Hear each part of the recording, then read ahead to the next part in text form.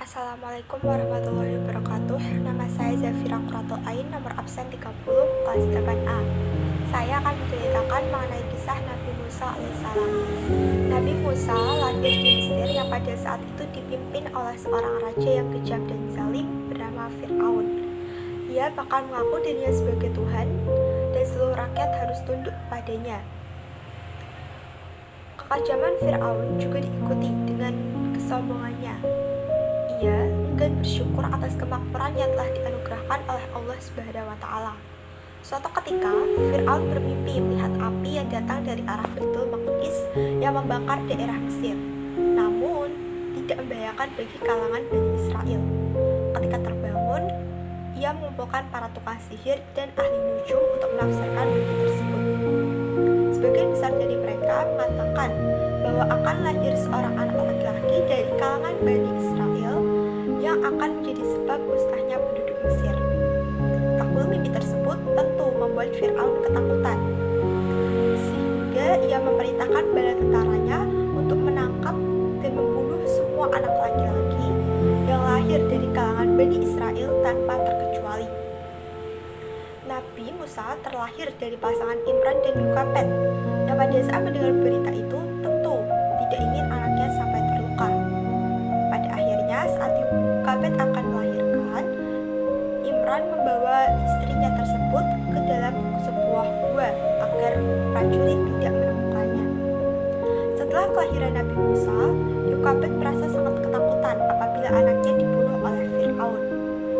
Kemudian Allah mengilhaminya untuk meletakkan Nabi Musa ke dalam sebuah peti dan menghanyutkannya ke sungai Nil.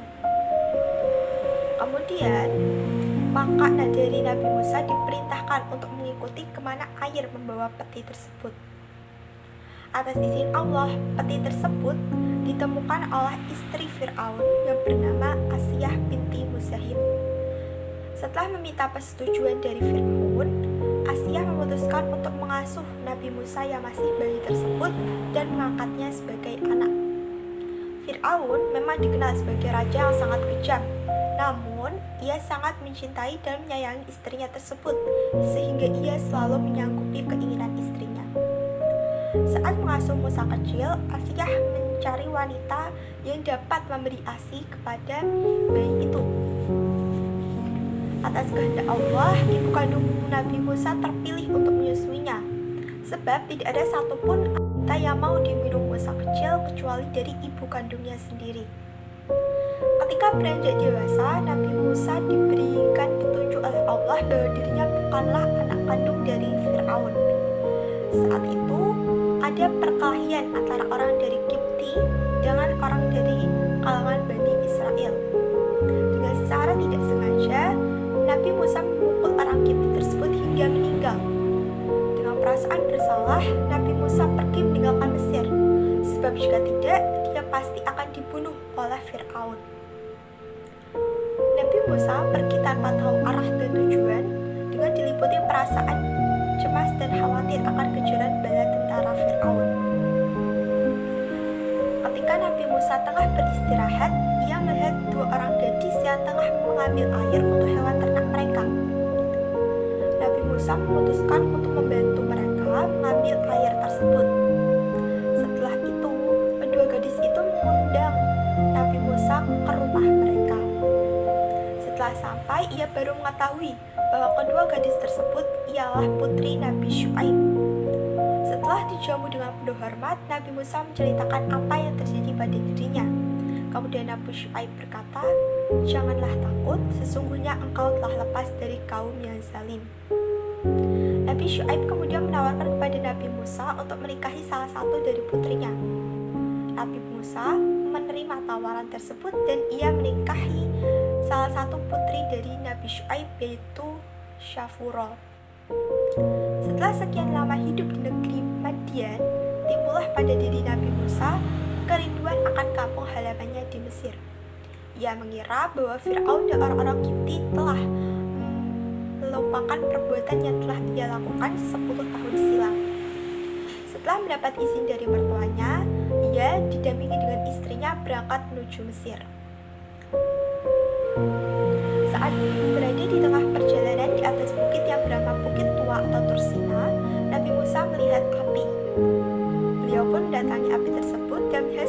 sinar yang sangat terang. Saat itulah beliau menyadari bahwa itu adalah petunjuk dari Allah Subhanahu wa taala. Nabi Musa pergi ke gunung itu dan berpuasa selama 40 hari. Dalam keadaan suci, Nabi Musa mendengar firman Allah Subhanahu wa taala secara langsung. Ia lalu dikaruniai kitab Taurat yang berisi pedoman hidup bagi umatnya. Hal ini seperti yang tercantum di dalam Al-Quran surah Toha ayat 9 sampai 14. Bismillahirrahmanirrahim. Wa hal ataka hadithu Musa idh ra'a naran faqala li ahlihi imkuthu inni anastu naran la'alli آتيكم منها بخبر أو أجد على النار هدى فلما أتاها نودي موسى إني أنا ربك فاخلع نعلي إنك بالوادي المقدس طوى وأنا اخترتك فاستمع لما يوحى إنني أنا الله لا إله إلا أنا fa'budni wa aqimis sholati li dzikri, yang artinya, dan apa telah sampai kepadamu kisah Musa ketika dia melihat api lalu dia berkata kepada keluarganya, tinggallah kamu di sini, sesungguhnya aku melihat api, mudah-mudahan aku dapat membawa sedikit nyala api padamu atau aku akan mendapat petunjuk di tempat api itu. Maka ketika dia mendatanginya ke tempat api itu, dia dipanggil, wahai Musa, sungguh aku adalah Tuhanmu, maka lepaskanlah kedua terompahmu, karena sesungguhnya engkau berada di lembah yang suci, tua. Dan aku telah memilih engkau, maka dengarkanlah apa yang akan diwahyukan kepadamu. Sungguh aku ini Allah, tiada Tuhan selain aku, maka sembahlah aku. Dan laksanakanlah sholat untuk mengingat aku. Setelah diangkat menjadi nabi dan rasul di lembah suci tua, Nabi Musa diberi tugas yang sangat berat tapi mulia, yaitu membebaskan Bani Israel dari kekejaman Fir'aun. Oleh sebab itu, Nabi Musa harus kembali ke Mesir dan menemui penguasa tirani yang mengaku sebagai Tuhan itu. Allah Subhanahu wa taala berfirman di dalam Al-Qur'an surah Toha ayat 24 sampai 36. Yaitu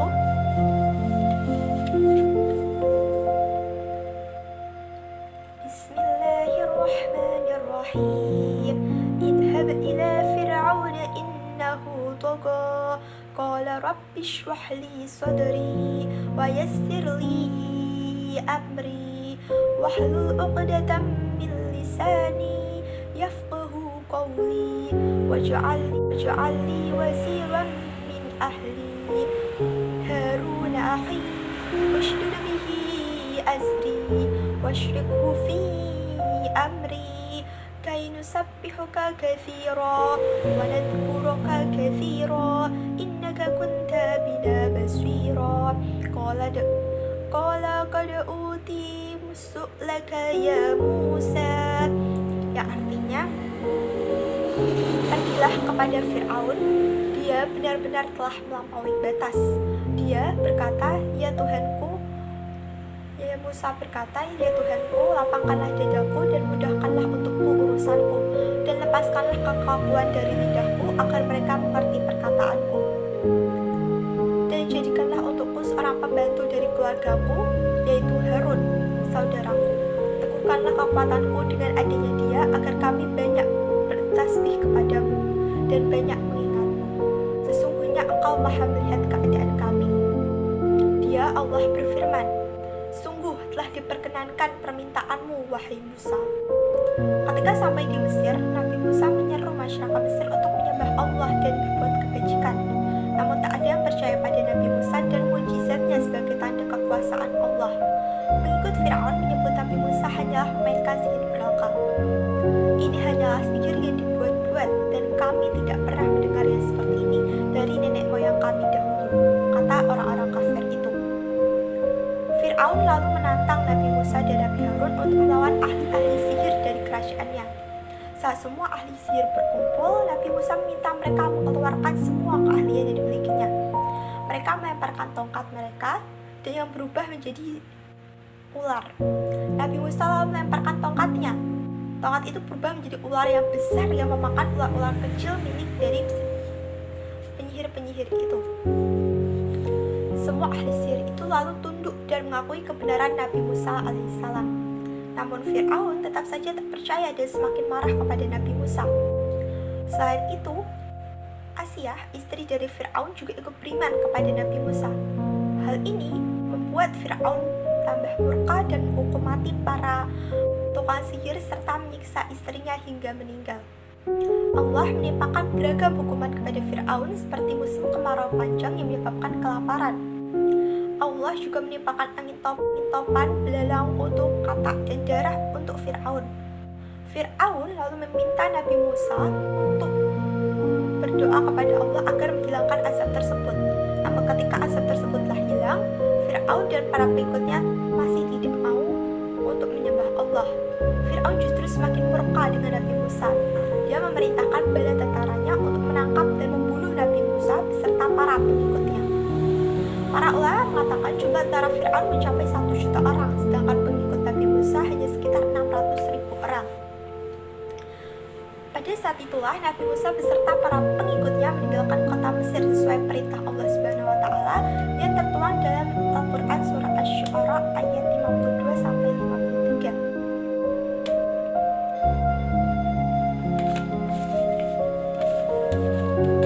Bismillahirrahmanirrahim.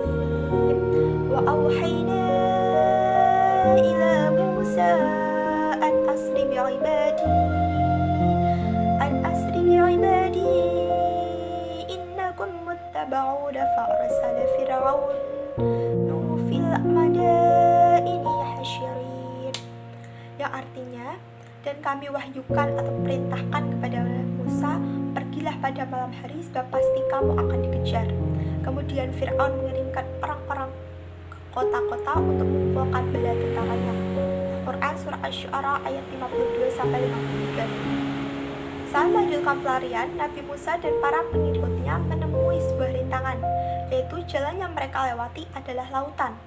Saat itulah Allah menurunkan wahyu kepada Nabi Musa untuk membelah lautan dengan tongkatnya. Saat tongkat Nabi Musa diarahkan ke laut, tiba-tiba laut dengan ombak yang bergulung-gulung terbelah menjadi 2 bagian. Saat laut terbelah dan Nabi Musa serta para pengikutnya menapaki, saat itu laut terbelah dan Nabi Musa serta para pengikutnya menapaki jalan yang terbentang di tengah lautan dan berhasil menyeberangi hingga ke daratan. Sementara Fir'aun dan pasukannya justru baru memasuki jalan itu. Segera Nabi Musa memukulkan kembali tongkatnya dan air laut terbelah itu kembali menyatu. Fir'aun dan pasukannya binasa dan tenggelam tanpa ada yang selamat. Peristiwa ini tercantum di dalam Al-Quran surah Yunus. Bismillahirrahmanirrahim. Wajawazna bibani Israil al-bahra fa'azbahum Fir'aunu wa junuduhu bagyan wa adwa hatta idza adrakahu qurqu qala amantu annahu la ilaha illa alladhi amanat bihi banu